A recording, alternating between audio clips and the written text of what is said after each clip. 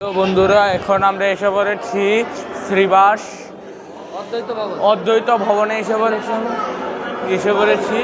এখন আমরা চুপটি চুপটি সুন্দর করে আমরা ভিডিওটা করছি। হ্যাঁ, ঠিক করে দেখবেন। একটু জোরে কথা বলার কারণ হয়েছে গৌর গদাধরকে একটু দেখে নিই। হ্যাঁ, শ্রী গৌর গদাধর মন্দির আমরা দেখেছিলাম এর আগের বারও, আবার দেখছি শ্রী গৌর গদাধর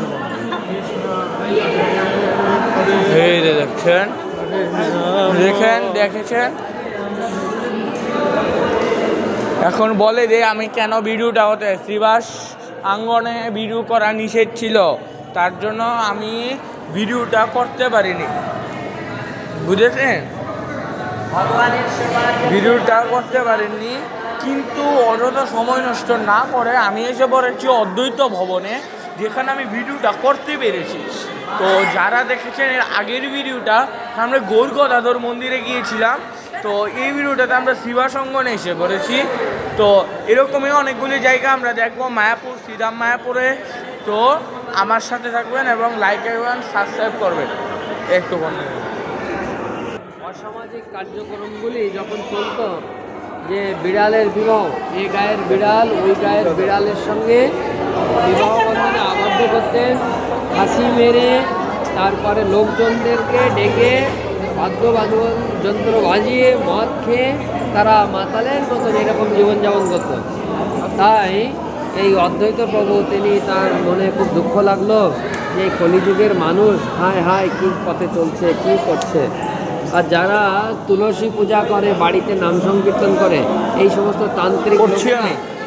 সমস্ত তান্ত্রিক লোকেরা তারা মজা উড়ায়। হ্যাঁ, বলছে হ্যাঁ হ্যাঁ কী করছে এরা, কী করছে এরকম। তাই জন্য অদ্বৈত প্রভু মহাপ্রভুকে এই জগতে আনয়নের জন্য খুব ক্রন্দন করলেন। তখন একবার এই মহাপ্রভু এই মন্দিরে এসে, মানে এই জায়গাতে এসে ওনার সামনে দর্শন দিলেন। তখন উনি বললেন যে আমি খুব তাড়াতাড়ি এই নবদ্বীপ মায়াপুরে জন্মগ্রহণ করব, শচীর অঙ্গনে, শচীর গিরে, যে ভবন আমরা দর্শন করে আসলাম। জগন্নাথ মিশ্র শচী মাতার সন্তান রূপে আমি জন্মগ্রহণ করব, প্রভু আপনি চিন্তা করবেন না, আমি এসে এই কলিযুগে নাম প্রচার করব, নামই শ্রেষ্ঠ। আর তাই মহাপ্রভু জন্মগ্রহণ করেছেন বৈষ্ণব ঘরে। উনি শাক্ত ঘরে, শক্তি ঘরে জন্মগ্রহণ করেনি, বৈষ্ণব ঘরে করেছেন। কেন না, এই বৈষ্ণব ধর্মটাকে শ্রেষ্ঠ উপাধি দেওয়া যায়। আর এই হরে কৃষ্ণ মহামন্ত্র উনি এই জগতে নিয়ে এসছেন কেন, এই সর্বমন্ত্রের শ্রেষ্ঠ মন্ত্র। তাই জন্য এই মানুষ আজকাল বহু মানুষ দেখুন ধর্ম করছে, নাম সংকীর্তন করছে, তাদের পূর্বের খারাপ অভ্যাস পরিবর্তন করে সঠিক শুদ্ধ স্তরে তারা উপনীত হচ্ছে।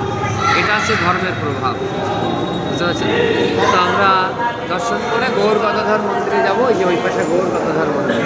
এই যে আপনারা শুনতে পারলেন, ওই যে গল্পটা বললেন, এটা হচ্ছে অদ্বৈত যে ঋষি ছিল মহারাজ, ওই যে ওনার গল্প আমরা বললাম।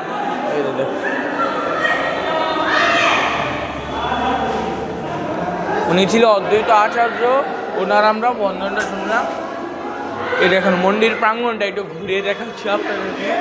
এরকম আছে, আমরা বাসে নাও যেতে পারি, আমরা ট্রেনে করেও কলকাতা স্টেশনে যেতে পারি। তো তথ্যগুলি দিয়ে দিচ্ছি, খারাপ পাবে না, বারবার কেন বলছি, তথ্যগুলি দিয়ে দিলাম। আচ্ছা, রাখছি। এখন আমরা গৌর গদাধর মন্দিরে যাচ্ছি আবার সেম। হরে কৃষ্ণ।